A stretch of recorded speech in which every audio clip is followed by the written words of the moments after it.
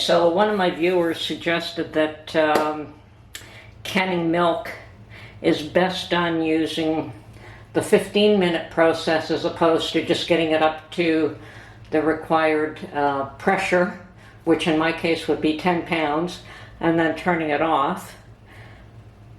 The person told me that they believed that taking it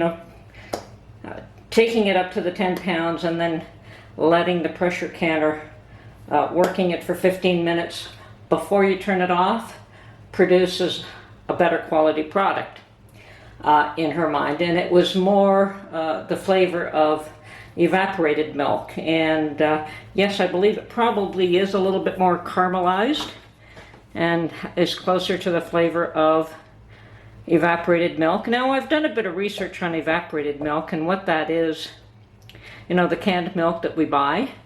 And what they've done there is that they have boiled it until they have reduced regular milk down to probably about 40 to 50% of its original volume, and that's why it's called evaporated milk. Whereas the sweetened condensed is the same, only they've added a lot of sugar to it. Now, I have no intention of, I was actually going to make evaporated milk and then can it. And then I also, in my research, found that the people who manufacture evaporated milk say that you can use whole milk as a 1-to-1 ratio. So in their eyes, if you're using whole milk, it's very similar to evaporated milk, which, I find kind of surprising, but that's fine.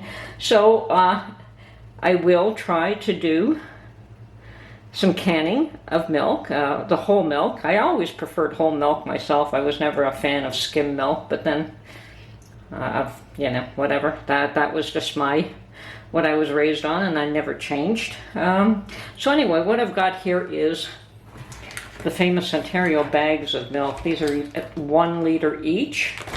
So I've got 4 liters, which a liter is pretty much the same as a quart. Just a fraction more than a quart.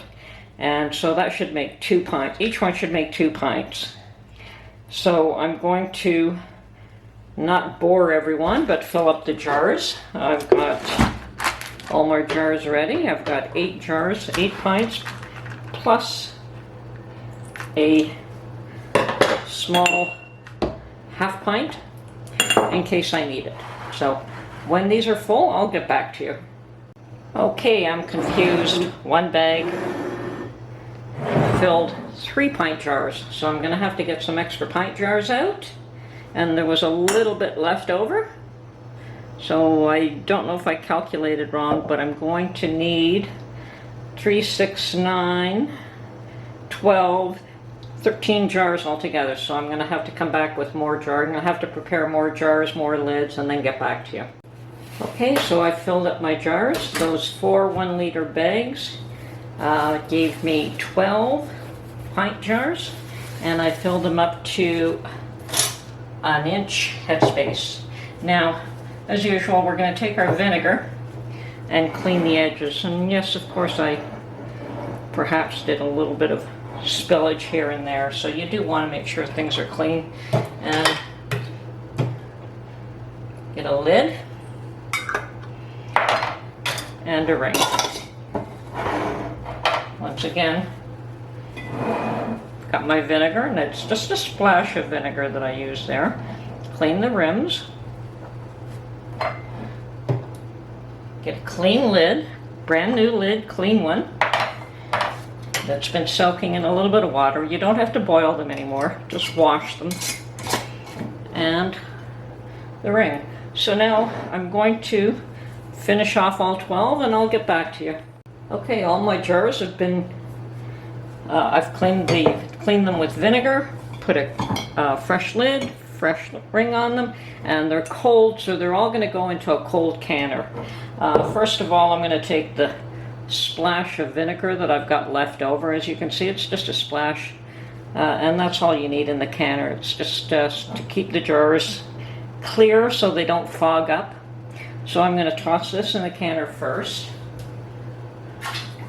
And the canner is also has cold water in it because we're starting off with cold milk. If I had heated the milk, which is something I'd considered doing, but felt that there was no value to doing so. Because I've started off with cold milk, I've started off with cold water in the canner as well. Okay, so.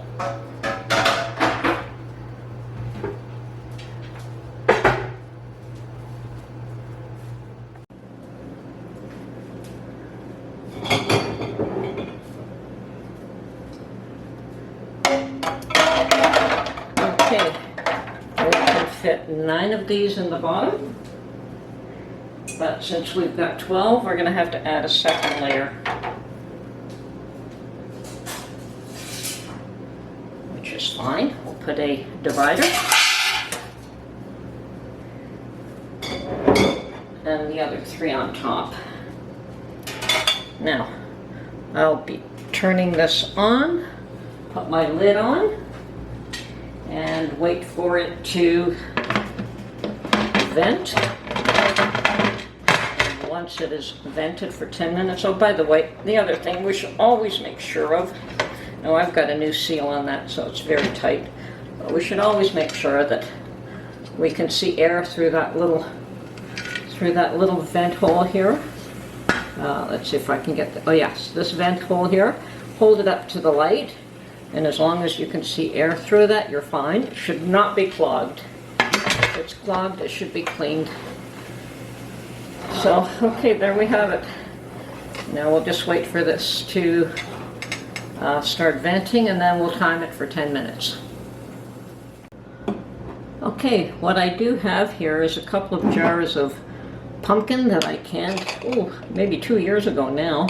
And I'm planning to perhaps make a pumpkin pie to see how this milk works. Because you're supposed to be able to use it in the same places you would use evaporated milk, and I use evaporated milk mainly for pies, for soups. You know, if I want cream of mushroom soup, I would use it there. But this time I think I'm going to try it in the pie and see how that works out. So yes, I dug in my pantry, and I do have a case of this yet, which is great, should be used up. I know it's not really the season for pumpkin pie, but pumpkin pie is great at any time. So that's what this milk will be tested on. Okay, so she's finally started venting. I don't know if you can see the steam. Sometimes you can, sometimes you can't. But it has started to vent. So we are going to set the timer for 10 minutes. Not 20, 10. And yes, I can see the steam pretty strong now. Okay, and when 10 minutes are up and it's finished venting, then we will get it up to 10 pounds pressure. Okay, for those not too familiar with pressure canners, you have a couple of things. There's a little safety valve here. This little rubber thing, I'm not going to get too close to it because it's very hot. That would pop out if there's an issue. Okay, as well. Right now the canner is venting. It's set for the 10 minutes of venting, and we still have another 7 minutes to go, but I'm going to turn this around and show you this other little, here it is on the camera. Can we see it? Yes.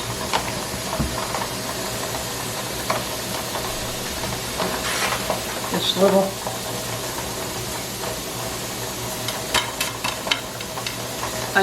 this little thing here pops up, and that allows the canner to pressurize. If it didn't pop up, that means the canner is not pressurized. The reason it's still not pressurizing at the moment is because we're venting. Once we seal that vent off, once the 10 minutes have elapsed and it's fully vented, then this being raised and that being sealed, the canner will pressurize.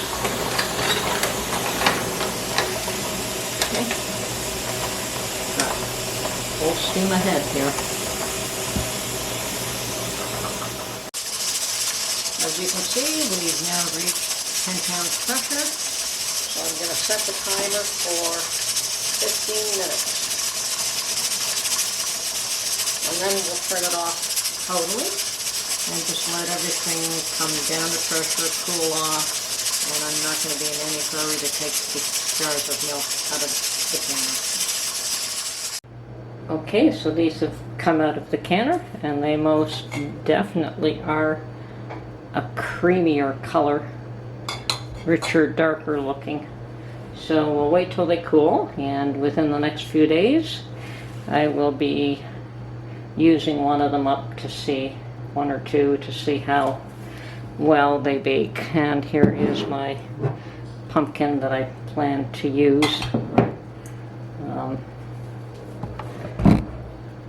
My jars of pumpkin pie that I plan, or pumpkin cubes that I plan to use to possibly make a pie. Either that, or I will make mushroom soup with them. Something. We'll have to bake within the next few days. Anyway, that's my video for now. Thank you for watching, and we'll catch you on the next one.